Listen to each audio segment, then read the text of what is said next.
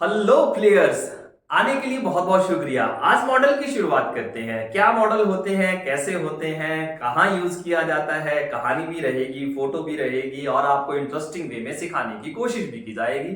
अंदाज नया है, सब कुछ वही है, बस सीखने की तलब आपके अंदर एक नए तरीके से पैदा करने की कोशिश। आइए मॉडल समझते हैं। मॉडल बहुत इंपॉर्टेंट पार्ट है इंग्लिश का, ऐसे मत छोड़ दीजिएगा इसको।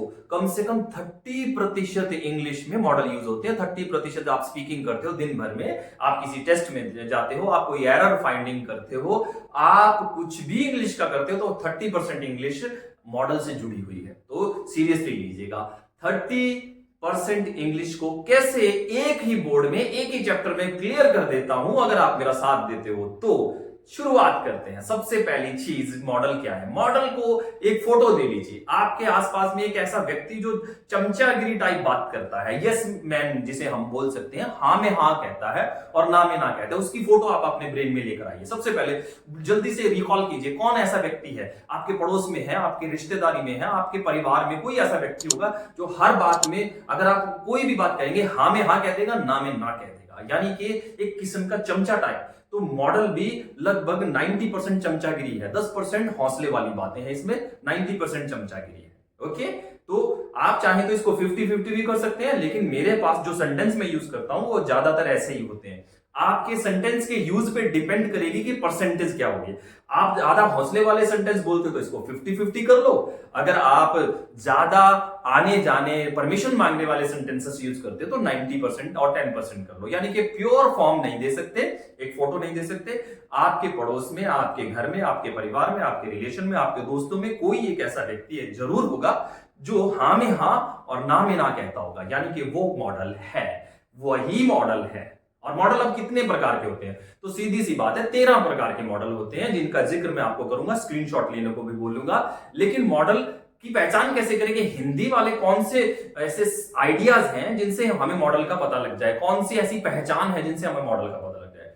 तो सेंटेंस की एंड में सकता हूं, सकते हो और सकता है, ये वर्ड आते हो सेंटेंस के लास्ट में, हिंदी के वाक्य के लास्ट में ऐसे सेंटेंस पहचान मिलती हो, वर्ड मिलते हो, तो वहां मॉडल यूज करते हैं आप लोग।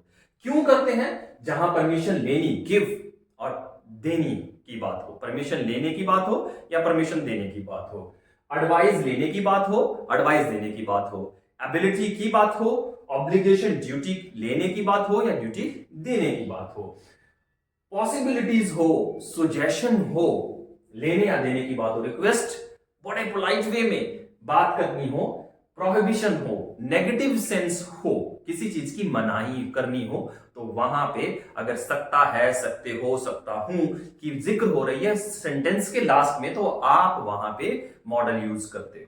बहुत ही मजेदार चीज। इसकी सबसे बड़ी एक बेनिफिट वाली बात क्या है कि इसमें ज्यादा वर्ब का यूज नहीं होता, वर्ब बहुत है, इसके साथ जो मेन वर्ब यूज होगी पूरे मॉडल के अंदर एक्टिव सेंटेंस में फर्स्ट वर्ब यानी कि V1, सिर्फ V1 पहली वर्ब ही लगेगी और second verb, third verb, ING verb, finite और नॉन फिनाइट, ये सब उलझनों से दूर हो जाइए।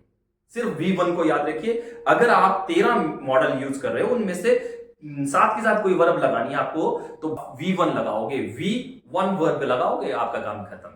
इसके ज्यादा आपको सोचने की जरूरत नहीं है। दूसरा पॉइंट आप याद रखिए कि ये आउट ऑफ द टेंस रहेंगे, ये टेंस से बाहर रहेंगे, ये टेंस के अंदर नहीं आते, क्योंकि ये बिल्कुल नियरेस्ट फ्यूचर, अभी जो घटना होने वाली, एक्शन जो होने वाला है उसकी बात है, बिल्कुल नियरेस्ट फ्यूचर की बात हो रही है, बिल्कुल खास, बस अब भी कोई काम होने वाला है। तो ये टेंस के यानी कि टाइम जोन से थोड़ा सा बाहर रहते हैं, क्योंकि एक्शन हो भी सकता है और एक्शन नहीं भी हो सकता है, तो इसको हम टाइम जोन में नहीं ले सकते।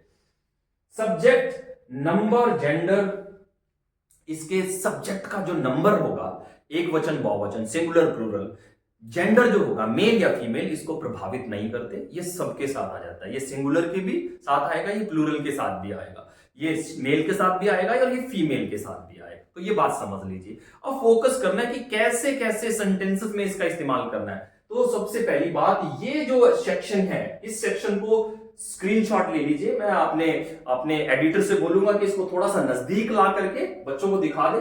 शक्ति की बात जहां होगी वहां मॉडल क्षमता, संभावना, योग्यता, अनुमति, नैतिक फर्ज, सलाह, निषेध और साहस की बात जहां होगी वहां आप मॉडल लगा सकते हो V1 के साथ। किसके साथ? V1 के साथ। अब 13 मॉडल की बात तो मैं कर रहा हूं, लेकिन 13 मॉडल है कौन से उसकी भी मैं अपने एडिटर को बोलूंगा कि इसको जूम कर दो इस सेक्शन को थोड़ा सा, तो ताकि बच्चे आराम से देख लें।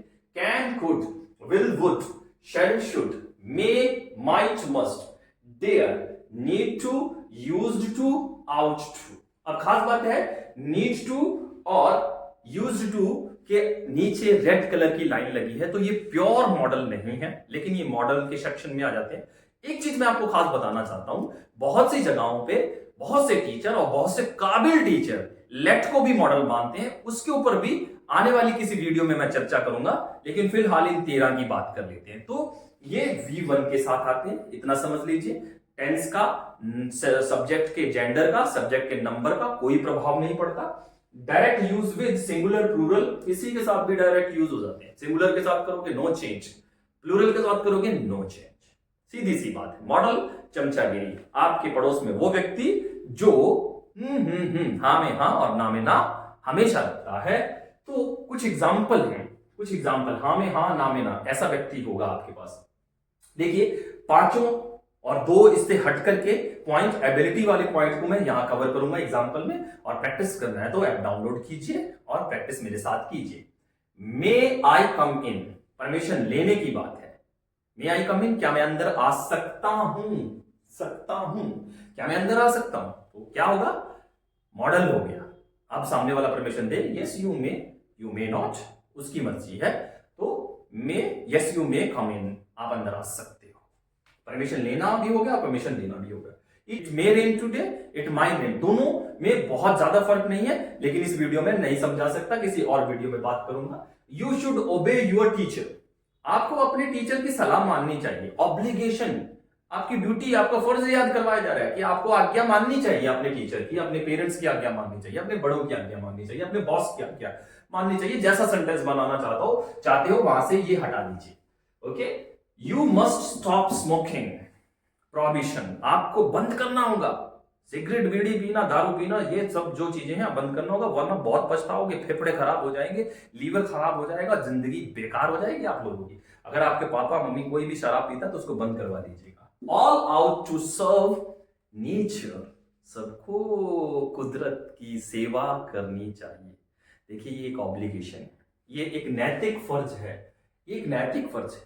इसके ऊपर हम दबाव नहीं डाल सकते कि आपको करनी पड़ेगी, कोई करे उसकी मर्जी, कोई ना करे। तो जहां नैतिकता की बात होगी वहां आप out to V1 first verb लगाओगे। Would you mind moving a bit, अब ये क्या है? पोलाइट वे में रिक्वेस्ट करने का एक तरीका है।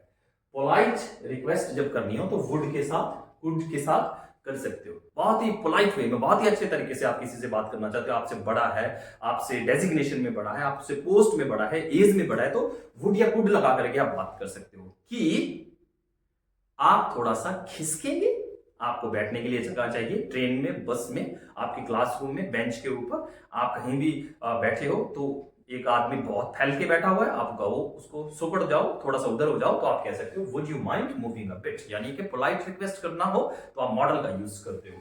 I can teach English with logic, ये मेरी एबिलिटी है, मेरी योग्यता है, मेरी मेरी प्रतिभा है, तो हम इसको यहाँ पे यूज कर सकते हैं कि मैं लॉजिक से इंग्लिश पढ़ा सकता हूं, मैं जोश से इंग्लिश पढ़ा सकता हूं। ही कैन लिफ्ट 50 kg, शक्ति की बात हो गई। ही कैन लिफ्ट 50 kg, आसान नहीं होता, लेकिन बहुत से लोग हैं उठा लेते हैं, तो वो उठा सकता है। शी कैन स्पीक 5 लैंग्वेजेस, 5 भाषाएं बोल लेती है, ये एबिलिटी है। यू शुड टेक रेस्ट, आपको आराम करना चाहिए, एडवाइस है। She might be at home, संभावना है वो घर पे होगी।